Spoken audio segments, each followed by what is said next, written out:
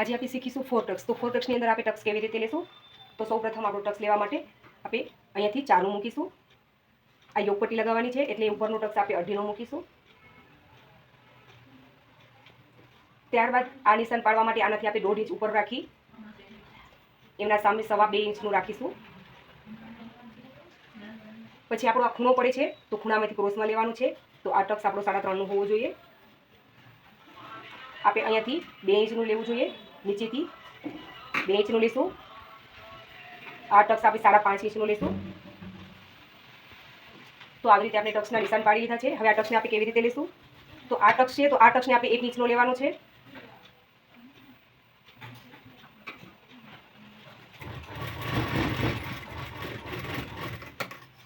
આ ટક્સની પહોળાઈ આપણે 1 ઇંચ લેવાની છે। સાઈડનો ટક્સ છે જે 5.5 ઇંચનો એ આપણે 1/2 ઇંચનો લેવાનો છે।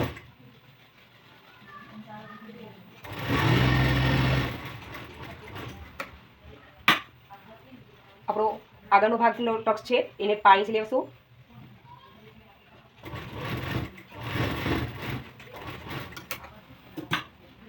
પછી આપણા બગલ શેપનો જે ટક્સ છે આર્મોલ વાળો તે આપણે 3.5નો, તો એની પહોળાઈ આપણે 5 ઇંચની રાખીશું।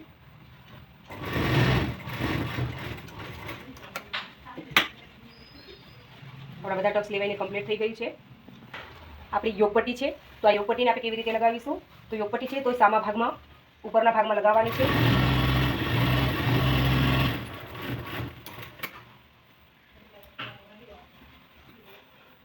આ યોગપટ્ટીની સિલાઈ મારવા બાદ આપણે તેમને પલટાવી દઈશું। પલટાવી અને ખાલી સિલાઈ મારવાની છે।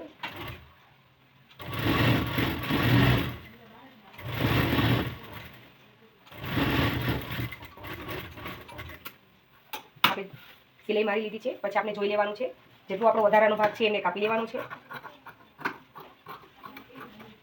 આપણે આવી રીતે વધારાનો ભાગ છે એને કાપી લઈશું। પછી આપણે યોગપટ્ટી લગાવવાની છે।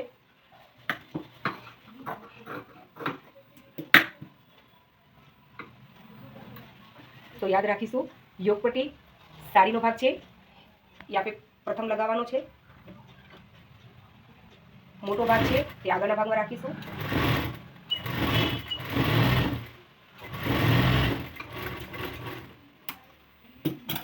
આવી રીતે ખોલી દેવાનું છે। પછી એમને રોલ બનાવવાનો છે। આવી રીતે આપણે રોલ બનાવીશું।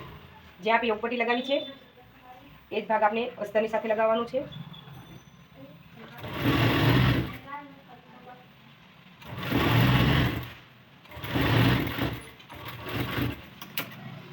આપણો રોલ બનીને તૈયાર થઈ ગયો છે। તો આ રોલને આપણે કાઢી લઈશું।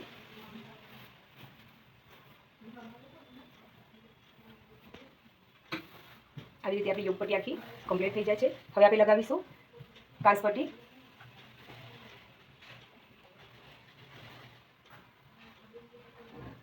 તો સામે બાજુ આપણે કાંસપટ્ટી લગાવીશું।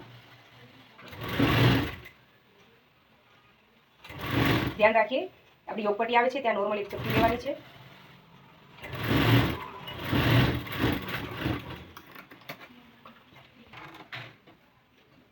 ત્યારબાદ આપણે આખી પટ્ટી અંદર મોડી દેવાની છે।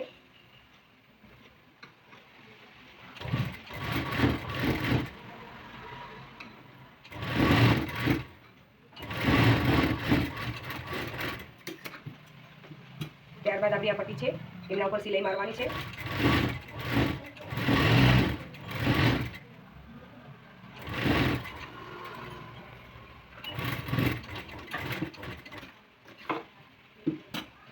કાંસપટ્ટી તૈયાર છે। બટન પટ્ટી છે તો બટન પટ્ટીને પહેલાં આપણે સાડીના કાપડમાં તૈયાર કરવાની છે। તો બટન પટ્ટીને હંમેશા આપણે સાડીના કાપડમાં તૈયાર કરી લઈશું। સિલાઈ માર્યા બાદ એને આવી રીતે પલટાવી દેવાની છે। પછી એની ઉપર ધારી સિલાઈ મારવાની છે।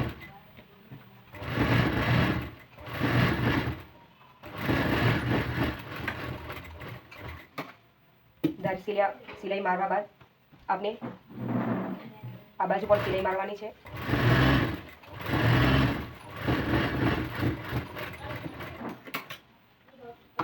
પછી વધારાનું કાપડ હોય એને કાપી દેવાનું છે। હવે આમને લગાવવાની રીત કેવી રીતે હોય? આ ભાગ છે ઊંધો રાખવાનો છે, એના ઉપર થોડુંક વધારાનું રાખવાનું છે કાપડ, એમના ઉપર ઊંધી પટ્ટી રાખવાની છે અને સીધું ચિપકાવી દેવાનું છે।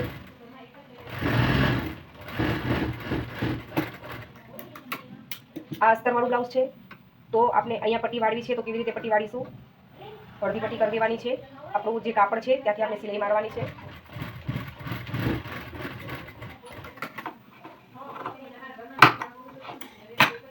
આવી રીતે પલટાવી દેવાનું છે.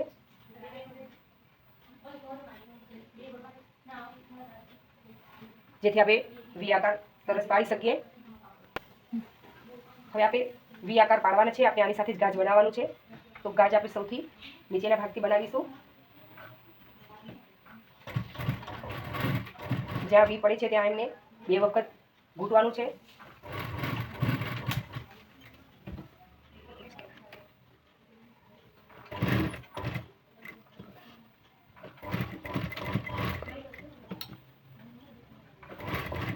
આવી રીતે આપણે વી પાડવાના છે. સોય અંદર મૂકી અને પછી કાપડને ફરાવવાનું છે.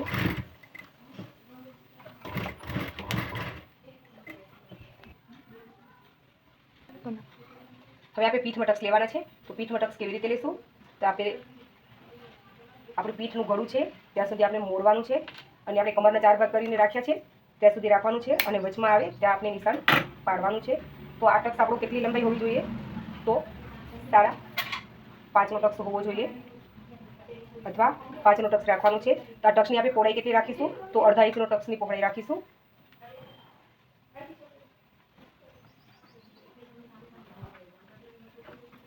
અડધા ઇંચની પહોળાઈ રાખવાની છે ટક્સની.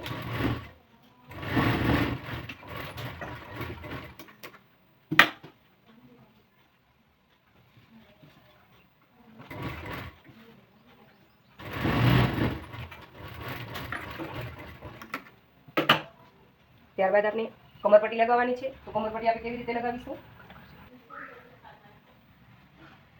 કમરપટ્ટી બ્લાઉઝ સામું રાખવાનું છે, એના ઉપર કમરપટ્ટીને ઊંધી રાખવાની છે. આપણો ટક્સ છે એ આ બાજુ જતો હોવો જોઈએ.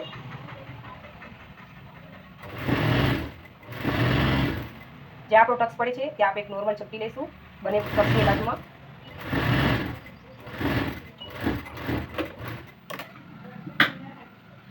ત્યારબાદ આપણે આપણા પટ્ટીની ઓટી વાળીશું.